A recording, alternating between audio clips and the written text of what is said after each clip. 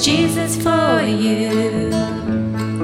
In everything give thanks, for this is the will. Bonjour à tous, et bienvenue sur votre chaîne. Je suis heureux de partager avec vous le résumé de la leçon 13, intitulée « Vivre pleinement selon la volonté de Dieu ». Le verset à mémoriser se trouve dans la première épître aux Thessaloniciens, chapitre 5, verset 18. Rendez grâce en toutes choses, car c'est la volonté de Dieu à votre égard en Jésus-Christ. À la fin de cette leçon, vous entendrez le chant lié à ce verset. Chers auditeurs, vous êtes-vous déjà demandé ce que signifie vraiment vivre selon la volonté de Dieu, non pas partiellement, ni occasionnellement, mais pleinement?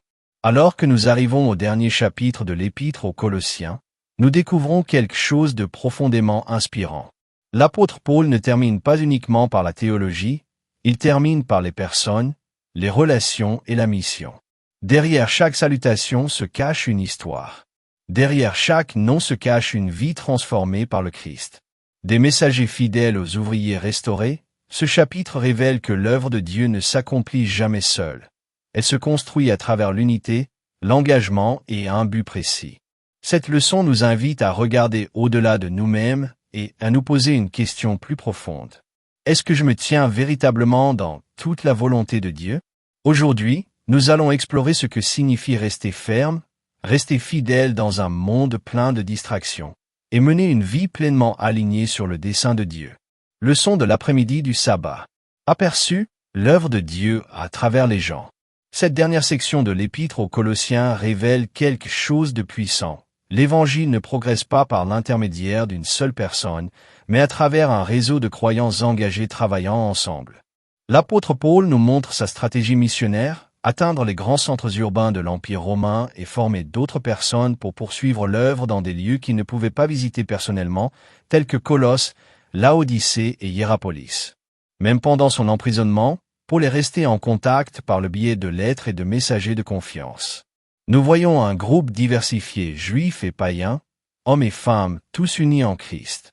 Des noms comme Tychik, Épaphras, Luc et d'autres nous rappellent que chaque croyant a un rôle à jouer dans la mission de Dieu. Le thème central est clair. Rester dans la volonté de Dieu exige l'unité, la coopération et la fidélité dans le service. Dimanche. Leçon sur l'évangélisation. Le ministère de Paul nous enseigne des leçons pratiques et spirituelles sur l'évangélisation.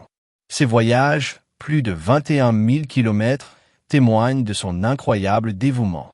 Il s'est concentré sur des villes influentes comme Corinthe et Éphèse, permettant à l'Évangile de se répandre à partir de ces centres.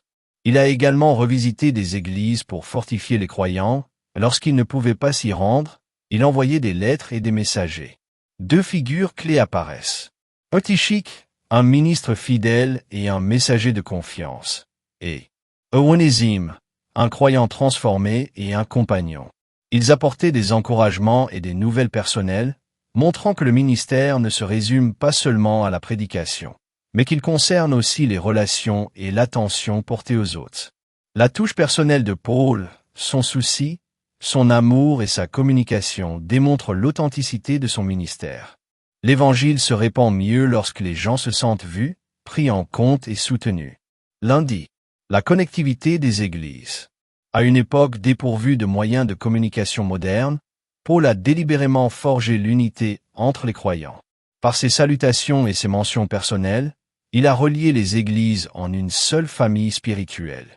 Il rencontre d'autres collaborateurs. Jean-Marc, autrefois peu fiable, désormais réhabilité et utile. Aristarque, un compagnon de captivité. Justus, un fidèle collaborateur. Paul met en avant le fait que croyants juifs et païens travaillent ensemble malgré les tensions culturelles. Cette unité est un témoignage de la puissance de l'Évangile. Même les conflits passés, comme le départ prématuré de Marc, sont apaisés. Cela montre que la mission de Dieu inclut la restauration, le pardon et une seconde chance. Les menaces qui pèsent sur l'unité ne sont pas nouvelles. L'importance accordée à l'unité se ressent à tous les niveaux de l'Église. Comment pouvez-vous, au sein de votre Église locale, œuvrer pour atténuer les éléments qui menacent notre unité? Quelles sont ces tensions au niveau local, et que peut-on faire pour y remédier? Mardi. Se tenir debout, parfait et complet. Nous découvrons ici le cœur de la maturité spirituelle à travers les prières d'Épaphras. Son désir est que les croyants restent fermes, ancrés et inébranlables dans la foi. Soyez parfaits, grandissant dans un caractère et un amour à l'image du Christ. Soyez complets, pleinement convaincus et spirituellement mûrs. Vivez selon toute la volonté de Dieu, entièrement abandonnés à lui. Cela reflète une vie centrée et animée par un but. Paul et ses collaborateurs n'étaient pas distraits. Ils étaient engagés à accomplir la mission de Dieu. La croissance spirituelle n'est pas le fruit du hasard. Elle exige la prière, la fidélité, la dépendance à la puissance de Dieu. Le but n'est pas une obéissance partielle, mais un alignement total sur la volonté de Dieu. Mercredi, vivre dans ce monde sans être de ce monde. Un contraste est établi entre deux personnages, Luc l'évangéliste, fidèle et loyal, et Démas qui aimait le monde et s'en est allé. Cela met en lumière une vérité fondamentale. Nos choix révèlent où se trouve véritablement notre cœur. Nous sommes appelés à vivre dans le monde sans nous laisser dominer par lui. Les Écritures nous exhortent à rester vigilants et prêts pour le retour du Christ, en évitant toute complaisance spirituelle. Le danger est subtil. Aimer le confort, le succès ou les choses du monde plus que Dieu. Jésus nous appelle à nous repentir, nous abandonner pleinement, rechercher la richesse spirituelle. La préparation au retour du Christ n'est pas passive. Elle exige un engagement quotidien. Dans le message adressé à Laodicée, Jésus nous donne une prescription claire. Premièrement, repentons-nous de nos péchés. Deuxièmement, nous devons ouvrir notre cœur à Jésus et le laisser prendre le contrôle, ce qui nous permet alors d'obtenir l'or, de la foi et de l'amour éprouvé par les épreuves et victorieux face à la tentation. Jeudi, un message pour Laodicée. Paul demande que sa lettre soit transmise à l'église de Laodicée, montrant ainsi que les messages de Dieu s'adressent à tout son peuple. Les thèmes de l'épître aux Colossiens s'inscrivent dans le cadre plus large des messages bibliques. Au appel à la repentance, avertissement contre la mondanité, aux invitations au renouveau spirituel. Des prophètes comme Ésaïe et les messages de l'Apocalypse font écho au même appel. Revenez à Dieu avant qu'il ne soit trop tard. Le plan de Dieu se déroule par étapes. 1. Victoire à la croix. 2.